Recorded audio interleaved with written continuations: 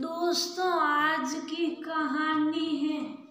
Mummy, आगे से आप कभी भी भाभी को मेरे घर मत भेजिएगा। दोस्तों, कहानी शुरू करने से पहले अगर आपने चैनल को सब्सक्राइब नहीं किया हो तो कर लीजिए ताकि आपके पास पहुंच सके हर नया वीडियो। मम्मी, मैं झूठ नहीं बोल रही, कहो तो आपको बिल भी दिखा सकती हूँ। हमने सोचा था कि भाभी के रहने पर बच्चों का स्कूल मिस नहीं होगा और घर की भी देखभाल हो जाएगी, लेकिन क्या पता था कि वह तो हम लोगों का दीवाना ही निकाल देगी। बिजली और टेलीफोन का बिल डबल आया है। उन दिनों की बात है जब सबके घर में लैंडलाइन टेलीफोन हुआ करते थे और ऐसी पैसों वालों के घर ही हुआ करते थे। नीता सुषमा जी को सब बिल दिखा रही थी, लेकिन नीता, तेरी भाभी इतनी गैर जिम्मेदार हरकत नहीं कर सकती। इससे पहले भी तुम्हारे नहीं रहने पर वह तुम्हारा घर और बच्चे संभालने गई है, तब तो ये शिकायत नहीं आई। तो इस बार सुषमा जी ने अपनी बहू पूर्वा का पक्ष लेते हुए कहा, मम्मी, हर बार वह 2-4 दिन के लिए आती तो पता नहीं चला, लेकिन इस बार वह 1 महीने के लिए थी। नीता ने आंखें बड़ी करके बोला, देख नीता, मैं तो अभी भी कहूँगी कि कुछ गलत फहमी हुई होगी। पूर्वा बहू बहुत ही समझदार है।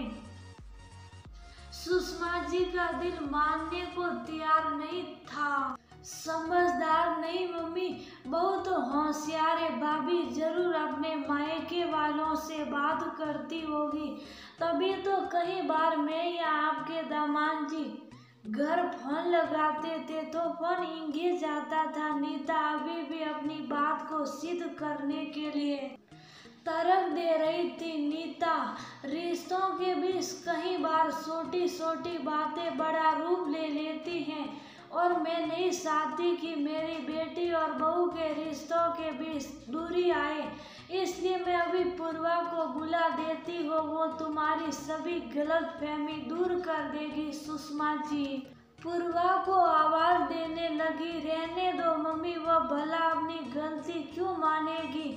आज तक शोर ने कभी स्वीकार किया है कि उसने कहाँ और कितनी चोरी की।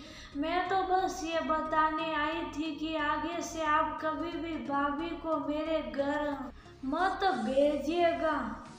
मैं किसी और को बुला लूंगी, लेकिन भाभी को नहीं। नीता ने गुस्से से कहा, यही अच्छा रहेगा दीदी कि आप किसी और को बुला लीजिएगा, क्योंकि ये इल्जाम सुनने के बाद मैं खुद आपके घर नहीं जाऊंगी। मैं अपने घर का काम और मम्मी जी को अकेला छोड़कर आपका घर और बच्चे संभालने जाती हूँ और आप मेरे ऊपर गलत तोहमत लगा रही। माना मेरे ससुराल में टेलीफोन और ऐसी नहीं है, लेकिन आप भूल रही हैं कि मेरे मायके में ये सब सुविधा थी और शायद आपके यहाँ से भी पहले। तो मुझे अच्छे से पता है कि टेलीफोन और ऐसी कैसे और कितना इस्तेमाल करना चाहिए। आपने मेरे ऊपर इल्जाम बहुत ही आसानी से लगा दिया, लेकिन आपने क्या अपनी ननद से। पूर्वा चाय की ट्रे के साथ अंदर आई। उसने नीता और सुषमा जी की सारी बातें सुन ली थी। वो क्यों ऐसा करेगी, वह तो घर की सदस्य हैं और वही ही रहती हैं। नीता ने आईब्रो सटाते हुए कहा, वो मुझे नहीं पता, लेकिन आपका ऐसी मैंने एक दिन भी इस्तेमाल नहीं किया और फोन मेरे मायके से फोन आते थे तो उसका बिल नहीं आता है और मम्मी जी के पास में 2 बार फोन करती थी, एक बार सुबह और फिर दोपहर में, शाम को या फिर रात में आपके भैया ही फोन करके मेरा और विमी का हाल चाल लेते थे। पूर्वा ने सारी बात बताई। भाभी कितना झूठ बोलेगी आप। मेरी ननद ने खुद मुझे बताया कि बच्चों के स्कूल जाने के बाद आप मेरे कमरे में ऐसी सलाकर सोती थी और फिर लैंडलाइन फोन भी मेरे कमरे में ही है। नीता थोड़ी गुस्से में आ गई।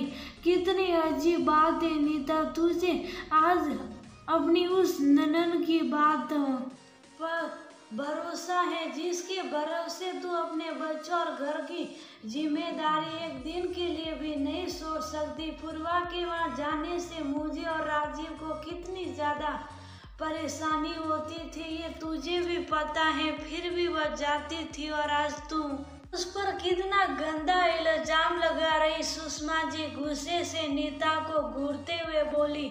सुषमा जी की बातें सुनकर पूर्वा की आंखों से खुशी के आंसू बह निकले क्योंकि आज वह ने अपनी बहू पर विश्वास किया। पूर्वा कमरे से बाहर गई और थोड़ी देर बाद एक लिफाफे के साथ अंदर आई। ये लीजिए दीदी, आपके नुकसान की भरपाई कर दी है। आपके घर एक महीने रहने का रेंट, टेलीफोन बिल और बिजली बिल का पेमेंट है। आगे से मैं आपके घर की रखवाली करने नहीं जा पाऊंगी। मम्मी, मैं यहाँ पैसे लेने नहीं आई थी, मैं तो बस लिफाफे में पैसे देखकर नीता दुविधा में आ गई। शिकायत करने का मतलब ही यही था।